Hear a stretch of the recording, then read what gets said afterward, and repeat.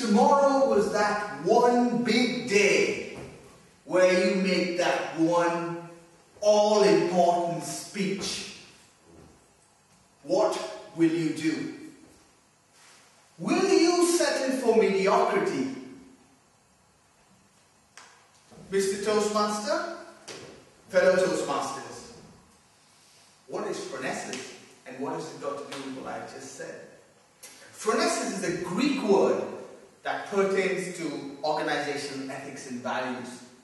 It's a topic that I'm interested in, and it's the topic I wanted to talk about.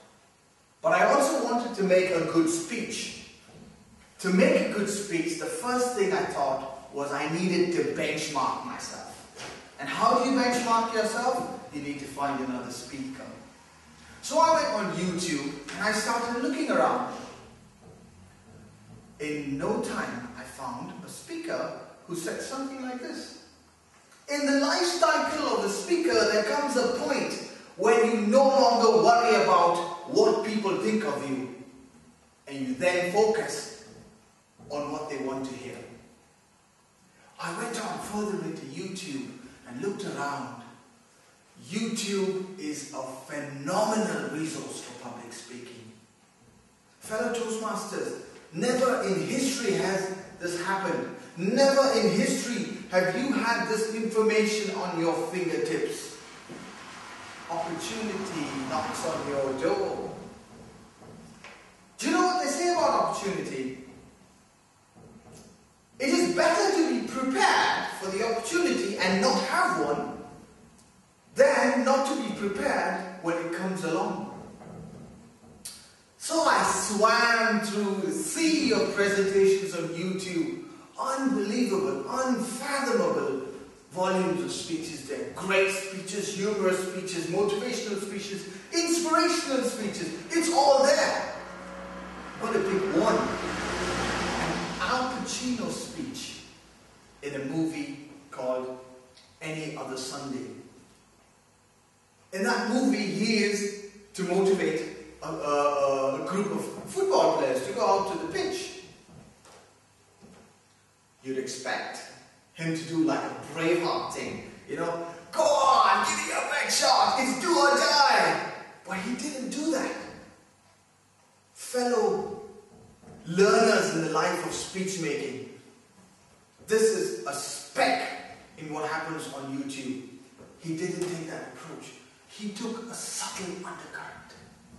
The big, bulky guys in the room, he didn't scream and shout. A subtle undercurrent. Inch by inch.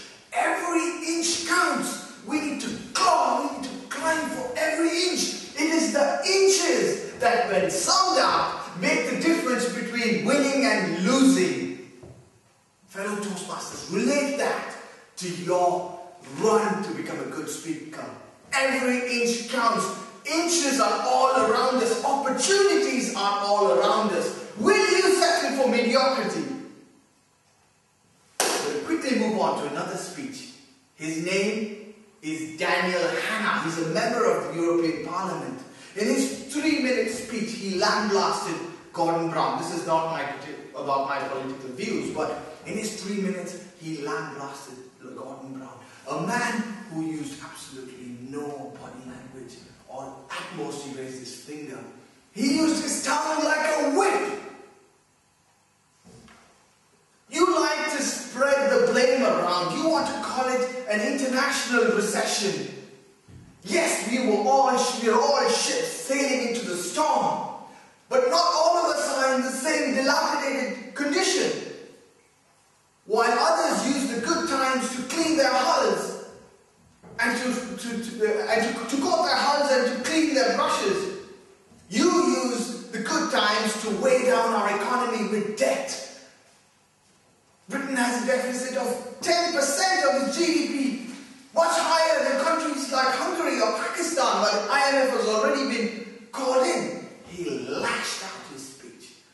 A must-watch, a man who counted his inches, a man who was ready for the moment. It was 3 minutes of phenomenal speaking. When opportunity knocks on your door, will you be ready. When you get that chance, will you settle for mediocrity or will you launch yourself into greatness? I'll end with a quote.